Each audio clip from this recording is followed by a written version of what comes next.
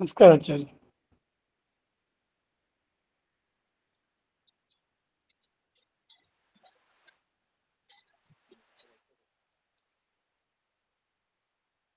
ನಮಸ್ಕಾರ ಆಚಾರ್ಯ.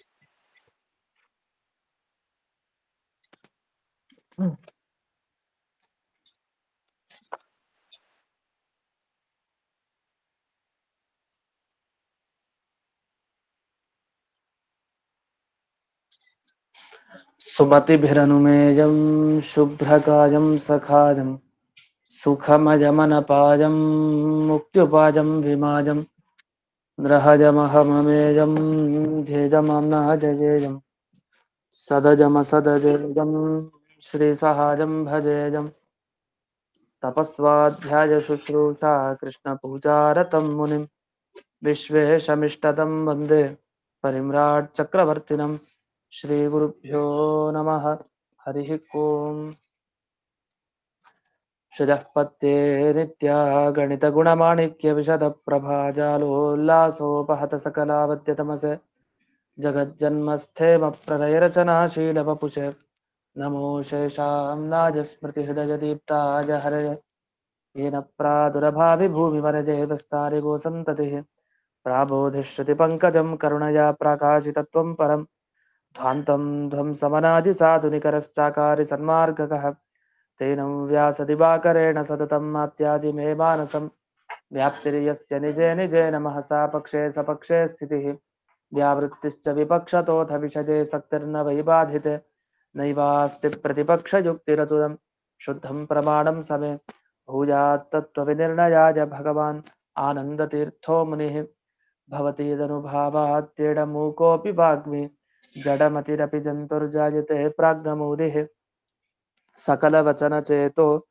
देवता भारती सा मम वचसि निधत्तां सन्निधिं मानसे च रमानिवासोचितवासभूमिः सन्न्यायरत्नावलिजन्मभूमिः वैराग्यभाग्यो मम पद्मनाभतीर्थामृताब्धिर्भवताद्विभूत्यै पदवाक्यप्रमाणज्ञान् प्रतिवादिमदच्छिदः श्रीमदक्षोभ्यतीर्थाख्यानुपतिष्ठे गुरून् मम श्रीमदानन्दतीर्थार्य सन्मनस्सरसे भुवि अनुव्याख्याननलिने चञ्चरी कतिमे मनः न शब्दाब्धौ गाढाः न च निगमचर्चासु चतुराः न च न्याये प्रौढाः न च विदितवेद्यापि वयं परं श्रीमत्पूर्णप्रमतिगुरुकारुण्यसरणिं प्रपन्नामान्या स्मः किमपि च वदन्तोऽपि महताम् ॐ नारायणं निखिलपूर्णगुणैकदेहं निर्दोषमाप्यतममप्यखिलैः सुवाक्यैः अस्योद्भवादिदमशेषविशेषतोऽपि वन्द्यं सदा प्रियतमं मम सन्नमामि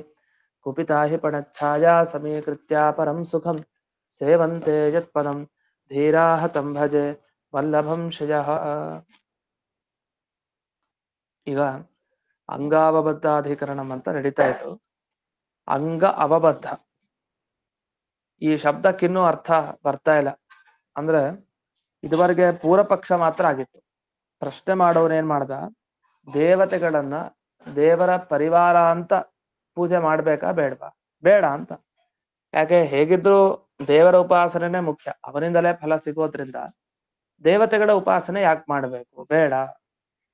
ಮಾಡಿದ್ರು ಕೂಡ ಎಡವಟ್ಟೇನು? ಈಗ ದೇವತೆಗಳನ್ನ ಉಪಾಸನೆ ಮಾಡ್ತೀವಿ, ಒಬ್ಬ ದೇವತೆಯಲ್ಲಿರೋ ಗುಣವನ್ನ ಮತ್ತೊಬ್ಬನಲ್ಲಿ ಅದೇ ಗುಣವನ್ನ ಚಿಂತನೆ ಮಾಡಿದ್ರೆ ತಾರತಮ್ಯ ಹೋಯ್ತು. ಆಗ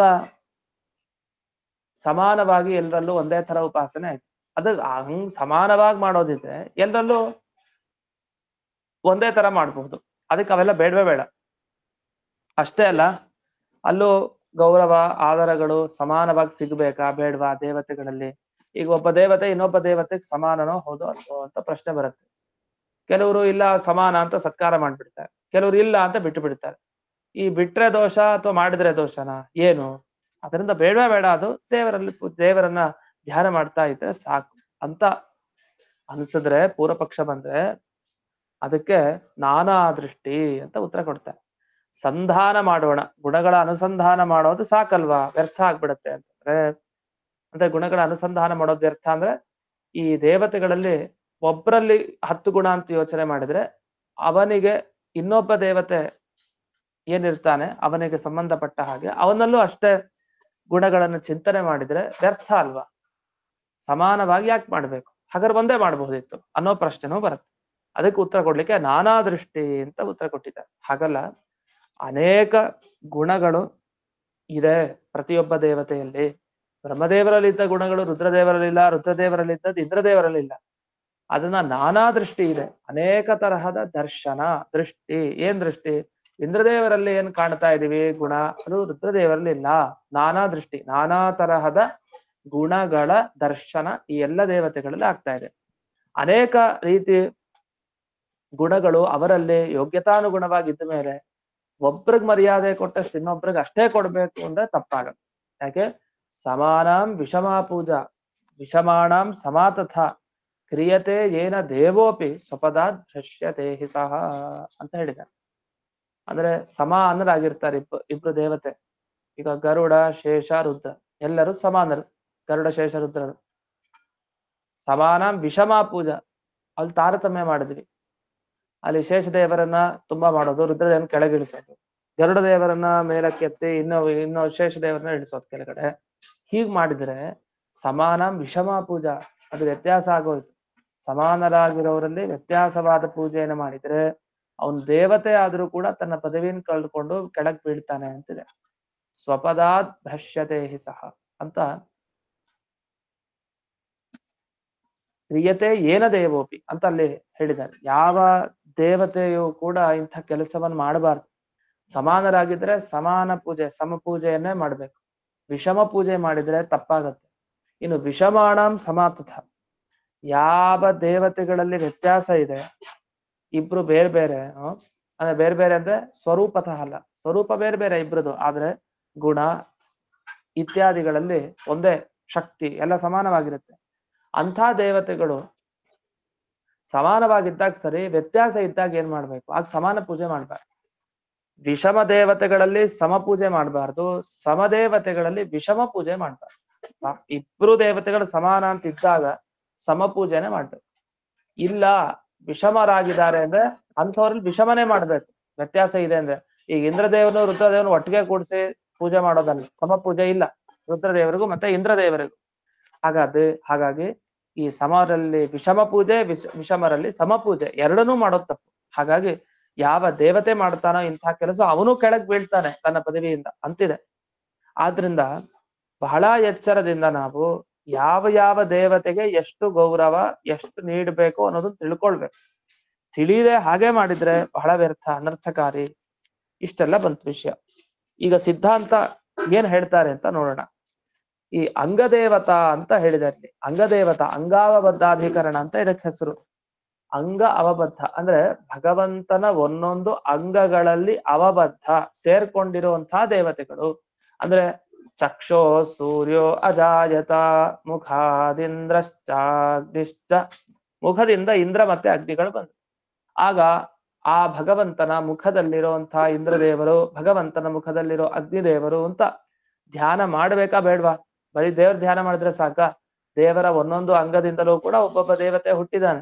ಆ ದೇವತೆಯನ್ನು ಬಿಟ್ಬಿಡೋದು, ಆ ದೇವತೆಗಳನ್ನ ಬಿಟ್ಟು ಕೇವಲ ಕಣ್ಣು, ಕಿವಿ, ಮೂಗು ಅಂತ ದೇವರ ಆ ವಿರಾಟ್ ಪುರುಷ ಚಿಂತನೆಯನ್ನು ಅಷ್ಟೇ ಮಾಡೋದಾ? ಅಲ್ಲಿ ಯಾವ್ಯಾವ ದೇವತೆಗಳು ಯಾವ್ಯಾವ ಅಂಗದಿಂದ ಹುಟ್ಟಿದ್ದಾರೆ, ಯಾವ್ಯಾವ ಅಂಗದಲ್ಲೇ ಹೋಗಿ ಕೊನೆಗೆ ಸೇರ್ತಾರೆ ಅನ್ನೋದನ್ನೆಲ್ಲ ಚಿಂತಿಸ್ಬೇಕಲ್ಲ. ಈ ರೀತಿ ಚಿಂತಿಸದೆ ಅಷ್ಟೇ ಸಾಕ? ಅದಕ್ಕೆ ಹೇಳ್ತಾರೆ, ನಚ ಗುಣಾಂತರ ಸಂಧಾನಸ್ಯ ಕ್ವಚಿತ್ ದರ್ಶನ ಮಾತ್ರೇಣ ಸಮಾಧಿಕ ಅಂಗ ದೇವತಾಂತರ ಗುಣಾ ಅಪಿ ಅಂಗದೇವತಾಂತರ ಉಪಸಂಹರ್ತವ್ಯಾ. ಒಂದು ಅಂಗ ದೇವತೆಯಲ್ಲಿ ಅಂದ್ರೆ ಕಣ್ಣಿಗೆ ಅಭಿಮಾನಿ ದೇವತೆಯಾದ ಒಬ್ಬನಲ್ಲಿ, ಇನ್ನೊಂದು ಕಣ್ಣಿನ ಅಭಿಮಾನಿಯಾದ ದೇವತೆಯಲ್ಲಿ ಸಮಾನವಾದ ಗುಣಗಳನ್ನ ಹೇಳ್ಬೇಕಾ ಬೇಡ? ಗೊಂದಲ ಶುರುವಾಯ್ತು. ಅದಕ್ಕೆ ಅನೇಕ ಗುಣಗಳನ್ನ ಶ್ರುತಿಗಳಲ್ಲಿ ಹೇಳಿದ್ದಾರೆ. ಅದನ್ನ ನೋಡ್ಕೊಂಡು ನಾವು ಅದನ್ನ ಪಾಲಿಸ್ಬೇಕು. ವೇದ ಮಂತ್ರಗಳಲ್ಲಿ ಹೀಗಿದೆಯಾ? ಸರಿ, ಇವರಲ್ಲಿ ಇಂದ್ರದೇವರಲ್ಲಿ ಇಷ್ಟು, ರುದ್ರದೇವರಲ್ಲಿ ಇಷ್ಟು, ಒಬ್ಬೊಬ್ಬರಲ್ಲಿ ಒಂದಿಷ್ಟು ಹೇಳಿದ್ದಾರೆ. ಹಾಗಾಗಿ ಅಂಥವ್ರಿಗೆ ಅಷ್ಟಷ್ಟೇ ಗುಣಗಳು ಗ್ರಾಹ್ಯ, ಅಂಥವ್ರು ಅಷ್ಟೇ ಗುಣಗಳಿಂದ ಧ್ಯಾನ ಮಾಡ್ಬೇಕು. ಹೊರತು ಜಾಸ್ತಿ ಮಾಡಿದ್ರು ತಪ್ಪು, ಕಡಿಮೆ ಮಾಡಿದ್ರು ತಪ್ಪು. ಗೌರವ ಸತ್ಕಾರ ಎಷ್ಟು ಸಿಗಬೇಕೋ ಅಷ್ಟು ಕೊಡ್ಬೇಕು. ಜಾಸ್ತಿ ಆದ್ರೂ ಕಷ್ಟ, ಕಡಿಮೆ ಆದ್ರೂ ಕಷ್ಟ. ಈಗ ಜಾಸ್ತಿ ಆದ್ರೆ ಇನ್ನೊಬ್ಬ ದೇವತೆಗಳಿಗೆ ಸಮಾನವಾಗಿ ಪೂಜೆ ಮಾಡಿದಾಗ ಆಗ್ಬಿಡುತ್ತೆ, ಕಡಿಮೆ ಆದ್ರೆ ಈ ಅಧಮ ದೇವತೆ ಸಮಾನವಾಗಿ ಪೂಜೆ ಮಾಡಿದಾಗ ಆಗುತ್ತೆ. ಹೆಚ್ಚು ಕಡಿಮೆ ಮಾಡ್ದೇನೆ ಸರಿಯಾಗಿ ಮಾಡ್ಬೇಕು ಅಂತ. ಈಗ ಇನ್ನೊಂದು ವಿಷಯಕ್ಕೆ ಬರೋಣ. ಇಲ್ಲಿ ಗುಣಾಂತರ ಅಂತ ಒಂದು ಶಬ್ದ ಬಳಸಿದ್ದಾರೆ. ಗುಣಾಂತರ ಅಂದ್ರೆ ಬೇರೆ ಗುಣ ಅಂತ ಅರ್ಥ ಗೊತ್ತಾಗತ್ತೆ. ಆದ್ರೆ ಇಲ್ಲಿ ಬರೀತಾರೆ ಗುಣಾಂತರ ಅಂದ್ರೆ ಅಸಾಧಾರಣ ಗುಣ ಅಲ್ಲ, ಸಾಧಾರಣ ಗುಣಗಳು ಅಂತ ಅರ್ಥ. ಈಗ ಮನುಷ್ಯರಲ್ಲೆಲ್ಲ ಸಾಧಾರಣ ಗುಣ ಯಾವ್ದಿದೆ? ಮನುಷ್ಯತ್ವ. ಅದು ಬ್ರಾಹ್ಮಣನಲ್ಲಿದೆ, ಕ್ಷತ್ರಿಯನಲ್ಲಿದೆ, ವೈಶ್ಯ, ಶೂದ್ರ ಎಲ್ಲರಲ್ಲೂ ಇದೆ ಮನುಷ್ಯತ್ವ. ಆದ್ರೆ ಬ್ರಾಹ್ಮಣತ್ವ ಅದು ಬ್ರಾಹ್ಮಣನಲ್ಲಿ ಮಾತ್ರ, ಕ್ಷತ್ರಿಯತ್ವ ಕ್ಷತ್ರಿಯನಲ್ಲಿ ಮಾತ್ರ. ಕೆಲವು ಧರ್ಮ ಅದು ಸಾಧಾರಣ, ಅದನ್ನ ಗುಣಾಂತರ ಅಂತ ಕರೀತಾರೆ. ಗುಣಾಂತರ ಅಂದ್ರೆ ಅಸಾಧಾರಣ ಗುಣ ಅಲ್ಲದೆ ಇರೋದು, ಅಂದ್ರೆ ಕೇವಲ ಒಬ್ಬೊಬ್ಬರ ಗುಣ ಅಲ್ಲ, ಅದು ಎಲ್ಲರಲ್ಲೂ ಇರೋ ಗುಣ. ಈಗ ದೇವ್ರ ಪೂಜೆ ಇವನೊಬ್ಬನೇ ಮಾಡ್ತಾನೆ ಅಂತ ಯಾರ ಬಗ್ಗೆನೋ ಹೇಳಿದ್ವಿ ಅನ್ಕೊಳ್ಳಿ. ಇವನೊಬ್ಬನೇ ಮಾಡ್ತಾನ? ಸಾವಿರಾರು ಜನ ಇದ್ದಾರೆ ದೇವ್ರ ಪೂಜೆ ಮಾಡೋರು. ಹಾಗಾಗಿ ಅದು ಸಾಧಾರಣ ಗುಣ ಆಯ್ತು. ಇವನ ಬಗ್ಗೆ ಏನ್ ವಿಶೇಷ ಇಲ್ಲ. ಅವ್ನ್ ದೇವ್ರ ಪೂಜೆಯಲ್ಲಿ ಮಾಡ್ಬೇಕಾದ್ರೆ ಇಷ್ಟು ಸಾಲಿಗ್ರಾಮದ ಪೂಜೆ ಮಾಡ್ತಾನೆ, ಇಲ್ಲ ಅಷ್ಟು ಸಾಲಿಗ್ರಾಮ ಪೂಜೆ ಮಾಡೋದು ಬೇಕಾದಷ್ಟು ಜನ ಇದ್ದಾರೆ. ಏನ್ ಹೇಳಿದ್ರು ಸಾಧಾರಣ ಆಗ್ಬಿಡತ್ತೆ. ಅದಕ್ಕೆ ಅಸಾಧಾರಣ ಹೇಳ್ಬೇಕು. ಇಲ್ಲ ಇವನಲ್ಲಿ ಮಾತ್ರ ಇಂಥ ಗುಣ ಇದೆ, ಹೊರತು ಇನ್ಯಾರಲ್ಲೂ ಇಂಥ ಗುಣ ಇಲ್ಲ ಅನ್ಬೇಕು. ಆ ದೇವ್ರ ಪೂಜೆ ಇವನ್ ತರ ಯಾರು ಮಾಡಲ್ಲ, ಹಂಗ ತರ್ಬೇಕು. ಅಂಥವ್ರು ಇದಾರೆ ಅಂದ್ರೆ ಮತ್ತೆ ಶುರು ಆಯ್ತು. ಅಂತೂ ಸಾಧಾರಣವಾದ ಗುಣಕ್ಕೆ ಗುಣಾಂತರ ಅಂತ ಕರೀತಾರೆ. ಅಸಾಧಾರಣ ಅಂದ್ರೆ ಅವರಲ್ಲಿ ಒಬ್ಬೊಬ್ರಲ್ಲಿ ಮಾತ್ರ ಇರುತ್ತೆ. ಸಾಧಾರಣ ಅಂದ್ರೆ ಎಲ್ಲರಲ್ಲೂ ಕಾಮನ್ ಆಗಿರುವಂತದ್ದು, ಕಾಮನ್ ಧರ್ಮ. ಪ್ರಕೃತ ದೇವತೆಗಳಲ್ಲಿ ಉಪಸಂಹಾರ ಮಾಡ್ಬೇಕು. ಅಂದ್ರೆ ಒಬ್ಬೊಬ್ಬ ದೇವತೆಯನ್ನು ತಗೊಂಡಾಗ್ಲೂ ಒಂದಿಷ್ಟು ಗುಣಗಳ ನೆನಪಾಗ್ಬೇಕಲ್ಲ. ಆ ಗುಣ ನೆನಪಾಗ್ಬೇಕಾದ್ರೆ ಆ ದೇವತೆಗಿಂತ ಉತ್ತಮ ದೇವತೆಯ ಗುಣಗಳನ್ನು ತಗೊಂಡ್ಬಂದು ಅಲ್ಲಿ ಚಿಂತನೆ ಮಾಡೋದು ತಪ್ಪು. ಹಾಗೆ ಅಧಮ ದೇವತೆಗಳಲ್ಲಿರೋ ಗುಣವನ್ನು ಚಿಂತನೆ ಮಾಡೋದು ತಪ್ಪು ತಾನೆ. ಈಗ ಚಿಕ್ಕವರಲ್ಲಿರೋ ಗುಣ ದೊಡ್ಡವರಲ್ಲಿ ಹೇಳೋದಾ, ಅಥವಾ ದೊಡ್ಡವರಲ್ಲಿರೋ ಗುಣವನ್ನು ಚಿಕ್ಕವರಲ್ಲೇ ಇರಿಸೋದಾ? ತಪ್ಪಲ್ಲ. ಅವರವರ ಗುಣ ಅವರವರಿಗೆ. ಆದ್ರಿಂದ ಯಾವ ದೇವತೆಗಳ ಗುಣ ಮತ್ತೊಬ್ಬರಲ್ಲಿ, ಅಂದ್ರೆ ಆ ದೇವತೆಗೆ ಸಮಾನ ಅಥವಾ ದೇವತೆಗಳಿಗಿಂತ ಉತ್ತಮರಲ್ಲಿ ಏನಾದರೂ ಗುಣಗಳನ್ನ ವ್ಯತ್ಯಾಸ ಮಾಡಿದರೆ ಆಗ ತುಂಬಾ ದೊಡ್ಡ ತಪ್ಪು. ಹೇಗಂದ್ರೆ ಉದಾಹರಣೆ ಕೊಡ್ತಾರೆ. ಈಗ ನೋಡಿ, ಒಂದೇ ಕಕ್ಷೆಯಲ್ಲಿ ಇರ್ತಾರೆ ಶೇಷದೇವರು, ಗರುಡ ದೇವರು, ರುದ್ರದೇವರು ಒಂದೇ ಕಕ್ಷೆಗೆ ಬರ್ತಾರೆ. ಇಲ್ಲಿ ಶೇಷದೇವರಲ್ಲಿ ಒಂದು ಧರ್ಮ ಇದೆ, ಸಹಸ್ರವದನತ್ವ ಅನ್ನೋ ಧರ್ಮ ಇದೆ. ಅಂದ್ರೆ 1000 ಹೆಡೆ ಅವರಿಗೆ, ಶೇಷದೇವರಿಗೆ 1000 ಮುಖ ಇದೆ. ಅದಕ್ಕೆ ಸಹಸ್ರವದನ ಅಂತ ಕರೀತಾರೆ. ಯಾರಿಗೆ? ಶೇಷದೇವರಿಗೆ. ಇಲ್ಲ ಶೇಷ ಗರುಡ ರುದ್ರ ಎಲ್ಲ ಸಮಾನ, ಹಾಗಾಗಿ ರುದ್ರದೇವರಿಗೆ ಎಷ್ಟು ಮುಖ? ಸಹಸ್ರವದನ, 1000 ಮುಖ. ಯಾಕೆ? ಶೇಷದೇವರಿಗೆ ಸಮಾನ ತಾನೆ? ಬೇಡ. ಗರುಡ ದೇವರಿಗೆ ಎಷ್ಟು ಮುಖ? ಅವ್ರಿಗೂ ಸಹಸ್ರವದನ, ಅವರು ಸಹಸ್ರವದನರೇ, 1000 ಮುಖ ಗರುಡ ದೇವರಿಗೆ. ಒಪ್ತಾರ? ಹೀಗೆ ಬೇಡ. ರುದ್ರದೇವರಿಗೆ ಪಂಚಮುಖ, 5 ಮುಖದ ರುದ್ರದೇವರು. ಗರುಡನಿಗೆ 5 ಮುಖ, ಶೇಷನಿಗೆ 5 ಮುಖ. ಇಲ್ಲ ಇಲ್ಲ, ಒಪ್ಪಲ್ಲ. ಒಪ್ಲೇಬೇಕು. ಯಾಕೆಂದ್ರೆ ಶೇಷ ಗರುಡ ರುದ್ರ ಎಲ್ಲರೂ ಸಮಾನರು, ಒಂದೇ ಕಕ್ಷೆಯಲ್ಲಿ ಬರೋರು ಅಂತ ಹೇಳ್ತಾರ. ಅಂದ್ರೆ ಆಯಾಯ ಗುಣ ಕೆಲವರಲ್ಲಿ ಇರುತ್ತೆ, ಅದ್ ಬೇರೆ ದೇವತೆಗಳಲ್ಲಿ ಬರಲ್ಲ. ಅದ ಸಾಧಾರಣ ಗುಣಗಳು ಇರುತ್ತೆ. ಹಾಗಂತ ಅವ್ರು ಒಂದೇ ಕಕ್ಷೆ ಅಲ್ಲ ಅಂತಲ್ಲ, ಒಂದೇ ಕಕ್ಷೆಯಲ್ಲಿ ಇರ್ತಾರೆ. ಇನ್ನು ಬ್ರಹ್ಮದೇವರ ಬಗ್ಗೆ ಬರೋಣ. ಚತುರ್ಮುಖತ್ವ ಅದು ಬ್ರಹ್ಮದೇವರ ಗುಣ, 4 ಮುಖ. ಅದನ್ನು ಹೋಗಿ ಶೇಷದೇವರಲ್ಲಿ ಹಾಕ್ಬಿಟ್ರೆ ಶೇಷದೇವರ ಅಧಮ, ಚತುರ್ಮುಖ ಬ್ರಹ್ಮದೇವರಿಗಿಂತ ಕಡಿಮೆ ಕಕ್ಷೆಯಲ್ಲಿ ಬರೋರು. ಆ ಅಧಮ ದೇವತೆಯಾದ ಶೇಷದೇವರಲ್ಲಿ ಚತುರ್ಮುಖನ 4 ಮುಖ ಏನಿದೆ ಧರ್ಮ, ಅದನ್ನ ಹೇಳಿದ್ರೆ ಅದು ತಪ್ಪು, ಅದು ಸರಿ ಇಲ್ಲ. ಯಾಕೆಂದ್ರೆ ಬ್ರಹ್ಮದೇವರಿಗೆ ಚತುರ್ಮುಖತ್ವ ಇದೆ, 4 ಮುಖ ಅವ್ರಿಗೆ. ಶೇಷದೇವರಿಗೆ ಸಹಸ್ರ ಫಣತ್ವ, ಫಣ ಅಂದ್ರೆ ಹೆಡೆ ಅಂತ ಅರ್ಥ. 1000 ಹೆಡೆ ಶೇಷದೇವರಿಗೆ, ಅದು ಮೀಸಲು ಅವ್ರಿಗೆ. ಇನ್ನು ಗರುಡನಿಗೆ ಏನ್ ಧರ್ಮ? ವಕ್ರತುಂಡತ್ವ. ಅವನ ತುಂಡ, ಅವನ ಕೊಕ್ಕೆ ಏನಿದೆಯಲ್ಲ ಅದು ವಕ್ರವಾಗಿದೆ, ವಕ್ರತುಂಡ ಅವನು ಗರುಡ. ಇದು ಇಂದ್ರದೇವರು ಸಹಸ್ರಾಕ್ಷ ಅಂತ ಕರಿತೀವಿ, 1000 ಕಣ್ಣು ಅವ್ರಿಗೆ ಇಂದ್ರದೇವರಿಗೆ. ಹೀಗೆ ಒಬ್ಬೊಬ್ಬ ದೇವತೆಯಲ್ಲೂ ಒಂದೊಂದು ಗುಣ ಇದೆ ಅನ್ನೋದನ್ನ ವೇದವಾಕ್ಯ ತಿಳಿಸಿದೆ. ಇಷ್ಟನ್ನ ತಿಳ್ಕೊಂಡ ಮೇಲೆ ನಾವು ಈ ಎಲ್ಲ ದೇವತೆಗಳ ಗುಣವನ್ನ ಎಲ್ಲರಲ್ಲೂ ಹೇಳೋದಲ್ಲ. ಈಗ ಹೋಲ್ಸೋದಿರುತ್ತಲ್ಲ, ಇವರು ಆ ದೇವತೆ ತರ, ಇವರು ಆ ಋಷಿಗಳ ತರ, ಇವ್ರು ಆ ಮುನಿಗಳ ತರ, ಆ ಮುನಿಗಳೇ ಬಂದಿದ್ದು, ಆ ಋಷಿಗಳೇ ಬಂದಿದ್ದು, ಹೀಗೆಲ್ಲ ಸುಮ್ನೆ ಹೇಳ್ಬಾರ್ದಂತೆ, ದೊಡ್ಡ ತಪ್ಪಾಗತ್ತೆ. ಅದ್ ಹೇಳ್ಬೇಕಾದೇನು, ಅವರ ಸನ್ನಿಧಾನ ಇವರಲ್ಲಿ ತುಂಬಾ ಇದೆ, ಅವರ ಅನುಗ್ರಹ ಇವ್ರ ಮೇಲೆ ತುಂಬಾ ಇದೆ ಅಂತ ಕಾಣುತ್ತೆ, ಇವರಿಂದ ಒಳ್ಳೆ ಕೆಲಸ ನಡೀತಾ ಇದೆ ಅಷ್ಟೇ.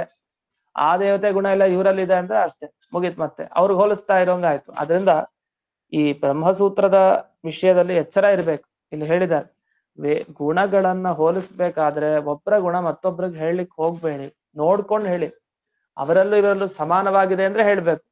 ಚತುರ್ಮುಖ 4 ಮುಖ ಇದೆ, ನಮಗೂ 4 ಮುಖ ಇದೆ ಅಂತ ಹೇಳ್ಬಿಟ್ರೆ ಆ ಧ್ಯಾನ ಹಾಗೆ ಉಪದೇಶ ಕೊಡಬಾರ್ದು ಯಾರಿಗೂ. ಸಹಸ್ರಾಕ್ಷ ಸಹಸ್ರಪಾತ್ ಅಂತಾನೆ ಬಂತು. ಸಹಸ್ರ ಶೀರ್ಷ ಪುರುಷ, 1000 ತಲೆ, 1000 ಕಣ್ಣು, 1000 ಬಾಯಿ ಎಲ್ಲ ಬಂತು. ಅದು 1000 ತಲೆ ಅಂತ ಬಂತು. ಇಂದ್ರದೇವರಿಗೂ ಕೂಡ ಏನಿದೆ? 1000 ತಲೆ ಇದೆ. ಯಾಕೆ? ಸಹಸ್ರಾಕ್ಷ ತಾನೆ, 1000 ಕಣ್ಣಿದ್ಮೇಲೆ 1000 ತಲೆ ಇರ್ಬೇಕಲ್ಲ. ಅದಕ್ಕೆ 1000 ತಲೆ ಇದೆ ಇಂದ್ರದೇವರಿಗೆ ಭಗವಂತನಂತೆ ಅಂದ್ರೆ ತಪ್ಪಾಗ್ಬಿಡುತ್ತೆ. ಅದು ಉತ್ತಮ ದೇವತೆ ಭಗವಂತ. ಆ ಭಗವಂತನಲ್ಲಿರೋ ಗುಣ ಮತ್ತೊಬ್ರಲ್ಲಿ ಬರಲ್ಲ. ಏನಾರು ಹೇಳಲಿಕ್ಕೆ ಹೋದ್ರೆ ತಪ್ಪಾಗತ್ತೆ. ಯಾಕೆ ದೇವ್ರ ಗುಣ ತಗೊಂಬಂದು ಇನ್ನೊಬ್ರಲ್ಲಿ ಆಗ್ತಾ ದೇವ್ರ ಗುಣ ಇದೆ ಅಂತಂದ್ರೆ ಅದು ಸುಮ್ನೆ ಔಪಚಾರಿಕವಾಗಿ ಹೇಳೋದು. ಗೌಣ ಲೌಕಿಕ ವ್ಯವಹಾರದಲ್ಲಿ ಎಂಥ ದೇವ್ರ ಗುಣಪ್ಪ ಇವನಿಗೆ, ಒಳ್ಳೆ ಸಹಾಯ ಮಾಡೋ ಗುಣ ಅಂತೆಲ್ಲ ಹೇಳೋದಿದೆ. ಅದಕ್ಕೆ ಅರ್ಥ ಏನು? ದೇವ್ರ ಗುಣ ಅಂದ್ರೆ ನಿಜವಾದ ದೇವರಲ್ಲಿರೋ ಗುಣ ಅಲ್ಲ. ಆ ದೇವ್ರು ಹೇಗೆ ಕಾರುಣ್ಯ ತೋರಿಸ್ತಾನಲ್ಲ ಹಾಗೆ ಇವನು ತೋರಿಸ್ತಾನೆ ಅಷ್ಟೇ. ಅಷ್ಟಂಶದಲ್ಲಿ ಅದರ ಹೋಲಿಕೆ ಅಷ್ಟೇ ಹೊರತು ಆ ಗುಣನೇ ತಗೊಂಡ್ ಇಲ್ಲಿ ಹೇಳಲ್ಲ. ಅದೇ ರೀತಿ ಇಂದ್ರನ ಗುಣ ರುದ್ರನಲ್ಲಿ ರುದ್ರನ ಗುಣ, ಇಂದ್ರನಲ್ಲಿ ಯಾರಲ್ಲೂ ಯಾವ ಗುಣ ಹೇಳಲ್ಲ. ಆದ್ರೆ ಕೆಲವು ಗುಣ ಹೇಳ್ಬೋದು. ಬ್ರಹ್ಮದೇವರಲ್ಲಿ ಕೆಲವು ಗುಣ ಇರುತ್ತೆ, ಅದನ್ನ ಕೆಲವರಲ್ಲಿ ಹೇಳ್ಬೋದು, ಅದು ತಪ್ಪೇನಿಲ್ಲ. ಈಗ ಎಲ್ಲ ಜಗತ್ತಿನಲ್ಲಿರೋ ಪದಾರ್ಥ ಸತ್ಯ ಅಂದ್ರೆ ಸತ್ಯತ್ವ ಅನ್ನೋ ಧರ್ಮ ಎಲ್ಲಾ ಕಡೆ ಇದೆ. ದೇವರಲ್ಲೂ ಸತ್ಯತ್ವ ಇದೆ. ಈಗ ದೇವರಲ್ಲಿರೋ ಸತ್ಯತ್ವ ನಮ್ಮಲ್ಲೂ ಸತ್ಯತ್ವ ಇದೆ. ಜೀವ ಸತ್ಯ, ದೇವರು ಸತ್ಯ, ಜಡ ಸತ್ಯ, ಸತ್ಯತ್ವ ಅನ್ನೋದು ಎಲ್ಲಾ ಕಡೆ ಇದೆ, ಒಪ್ಲೇಬೇಕಾಗಿ ಬರುತ್ತೆ. ಹಾಗಂತ ಹೇಳಿ ನಿಷೇಧ ಮಾಡ್ಲಿಕ್ಕೆ ಆಗದೇ ಇರೋ ಗುಣವನ್ನ ಎಲ್ಲಾ ಕಡೆ ಒಪ್ಪಬಹುದು, ಆದ್ರೆ ನಿಷೇಧ ಮಾಡ್ಲಿಕ್ಕೆ ಇರುವಂತಹ ಗುಣವನ್ನು ಮಾತ್ರ ಎಂದಿಗೂ ಒಪ್ಪಬಾರದು. ಇದನ್ನ ವಾಕ್ಯಾನ್ವಯ ನ್ಯಾಯ ಅಂತ ಕರೀತಾರೆ. ವಾಕ್ಯಾನ್ವಯ ನ್ಯಾಯ ಅಂದ್ರೆ ಏನು ಅಂತ ಇಲ್ಲಿ ಬಿಡಿಸಿದ್ದಾರೆ. ವಾಕ್ಯಾನ್ವಯ ನ್ಯಾಯ ಅಂದ್ರೆ ಈಗ ಒಂದು ವಾಕ್ಯ ಓದಿದಾಗ ಅನೇಕ ಗುಣ ಗೊತ್ತಾಗುತ್ತೆ ನಮ್ಗೆ. ಆ ಗುಣ ಯಾರಿಗೆ ಅನ್ವಯ ಮಾಡ್ಬೋದೋ, ಯಾರಿಗೆ ಸಂಬಂಧ ಹೇಳ್ಬೋದೋ ಅವ್ರಿಗೆ ಹೇಳೋದು ಅಷ್ಟೇ. ಈಗ ಒಬ್ರು ಸಭೆಯಲ್ಲಿ ಹೊಗಳ್ತಾ ಇರ್ತಾರೆ, ಅವ್ರ ಹೆಸರು ಹೇಳಲ್ಲ, ಇಂಡೈರೆಕ್ಟ್ ಆಗಿ ಹೊಗಳ್ತಾ ಇರ್ತಾರೆ, ಅಥವಾ ಇಂಡೈರೆಕ್ಟ್ ಆಗಿ ತೆಗಳ್ತಾ ಇರ್ತಾರೆ, ಬೈತಾನೂ ಇರ್ತಾರೆ. ಒಂದು 10 ಗುಣ ಹೇಳೋದ್ ಕೂಡಲೇ ನಾವೇನ್ ಮಾಡ್ತೀವಿ ಸಭೆಯಲ್ಲಿ, ಇವ್ರ ಬಗ್ಗೆನೇ ಮಾತಾಡ್ತಾ ಇದಾರೆ ಇವ್ರು ಅಂತ ತಿಳ್ಕೊಂಡ್ಬಿಡ್ತೀವಿ. ಬೈತಾ ಇದ್ರೆ ಇವ್ರ ಬಗ್ಗೆನೇ ಮಾತಾಡಿರ್ತಾರೆ ಅಂತ. ಇದು ಹೇಗ್ ಗೊತ್ತಾಗತ್ತೆ ಅಂದ್ರೆ ವಾಕ್ಯಾನ್ವಯ ನ್ಯಾಯದಿಂದ ಗೊತ್ತಾಗತ್ತೆ. ಅವ್ರೊಂದ್ ವಾಕ್ಯ ಹೇಳ್ತಾ ಇದ್ರೆ ಅದನ್ನ ಎಲ್ಲೆಲ್ಲಿ ಜೋಡಣೆ ಮಾಡ್ಕೊಳ್ಬೋದು, ಇವನಲ್ಲಾಗತ್ತಾ, ಇಲ್ಲ ಇವನ್ ಬಗ್ಗೆ ಹೇಳಿರ್ಲಿಕ್ಕಿಲ್ಲ, ಇವನ್ ಬಗ್ಗೆ ಹೇಳಿರ್ಬೋದು ಅಂತ.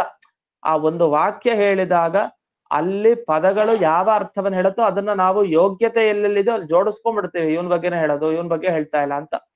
ಇದನ್ನೇ ವಾಕ್ಯಾನ್ವಯ ನ್ಯಾಯ ಅಂತ ಕರೀತಾರೆ. ಇದು ಲೌಕಿಕದಲ್ಲಿ ನಾವು ಮಾಡ್ಬಹುದು, ಆದ್ರೆ ಆಧ್ಯಾತ್ಮದಲ್ಲಿ ಅದು ಇಂಥ ಗ್ರಂಥಗಳಲ್ಲಿ ಮಾಡ್ಬೇಕು. ಏನಂತ ಒಂದು ವಾಕ್ಯ ಓದಿದಾಗ ಈ ವಾಕ್ಯ ಹೇಳೋ ಗುಣ ಯಾರಲ್ಲಿದೆ, ಇಂಥ ದೇವತೆಲಿದೆ, ಇಂಥ ದೇವತೆಯಲ್ಲಿದೆ ಅಂತ ನಿರ್ಣಯ ಮಾಡೋದು ಬಹಳ ಕಷ್ಟ ಅದು. ಹಾಗಾಗಿ ದೇವರ ಗುಣವನ್ನು ಎಂದಿಗೂ ಕೂಡ ಚತುರ್ಮುಖನಲ್ಲಿ ಲಕ್ಷ್ಮೀ ದೇವಿಯಲ್ಲೂ ಕೂಡ ಚಿಂತಿಸಬಾರ್ದು. ಇಷ್ಟೇ ಅಲ್ಲ, ಇನ್ನೊಂದು ಉದಾಹರಣೆ ಕೊಡ್ತಾರೆ. ಇಂದ್ರೋ ವೈ ವೃತ್ರಂ ಹತ್ವಾ, ಇಂದ್ರದೇವರು ವೃತ್ರಾಸುರನ್ನ ಸಂಹಾರ ಮಾಡಿದ್ರು.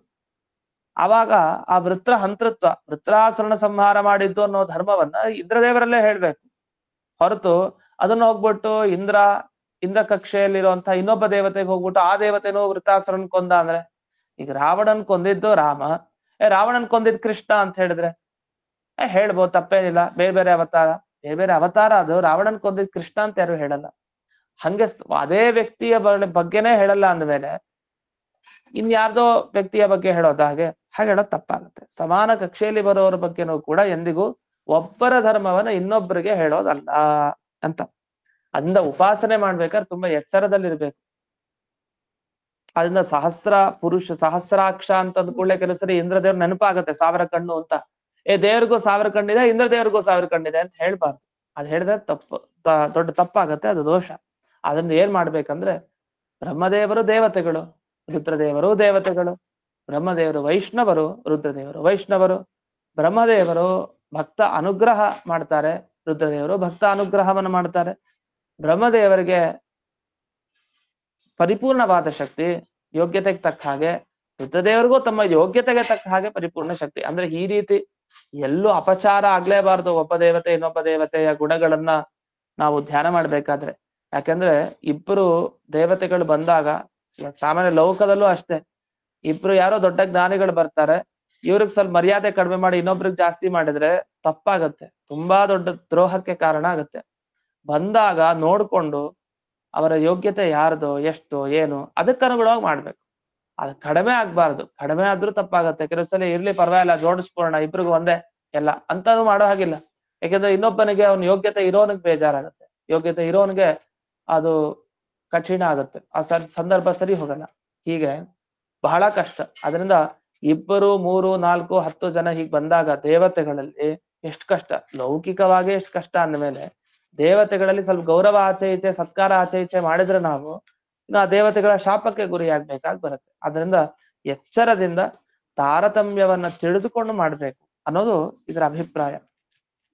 ಹೀಗೆ ಈ ನಶಾಖಾ ಸುಹಿ ಪ್ರತಿವೇದಂ ಅಂತ ಬ್ರಹ್ಮಸೂತ್ರದಲ್ಲಿ ಏನ್ ತಿಳಿಸಿದ್ದಾರೆ ಅಂದ್ರೆ, ಈ ವೇದವಾಕ್ಯಗಳಲ್ಲಿ ಅದೇ ಪ್ರತಿ ವೇದ ವಾಕ್ಯಗಳಲ್ಲಿ ಒಬ್ಬ ದೇವತೆಯ ಗುಣವನ್ನ ಮತ್ತೊಬ್ಬ ದೇವತೆಯಲ್ಲಿ ತಿಳಿಯೋದಲ್ಲ.